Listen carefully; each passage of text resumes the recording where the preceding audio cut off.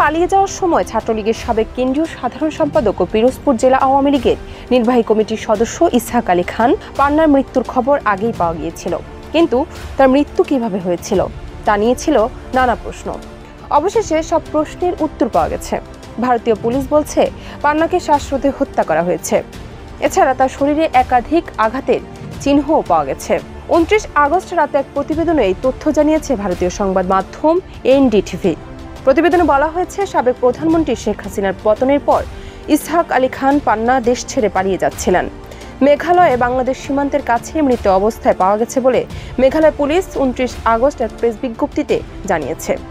রাজনৈতিক সমস্যাটা রাজ্যটি পুলিশের বেশ কয়েকটি সূত্র জানিয়েছে, পান্নার পোস্টমর্টম রিপোর্ট থেকে বোঝা যায় যে তাকে শ্বাসরোধ করে হত্যা করা হয়েছে।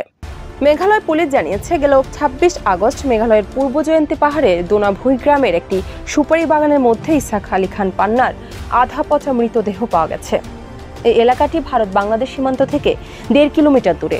পান্নার বহন করা পাসপোর্ট থেকে মরদেহের পরিচয় শনাক্ত করা হয়েছে বলেও সূত্রগুলো জানিয়েছে। পুলিশের বেশ কয়েকটি সূত্র আরও জানিয়েছে, পোস্টমর্টেম রিপোর্টে বলা হয়েছে তিনি শ্বাসরোধের কারণে মারা গেছেন। রিপোর্টের ভাষায় মৃত্যুর কারণ হলো শ্বাসরোধের কারণে সৃষ্ট শ্বাসকষ্ট। প্রসঙ্গত, ইসহাক আলী খান পান্না 1994 সালের সম্মেলনে বাংলাদেশ ছাত্রলীগের সাধারণ সম্পাদক নির্বাচিত হন।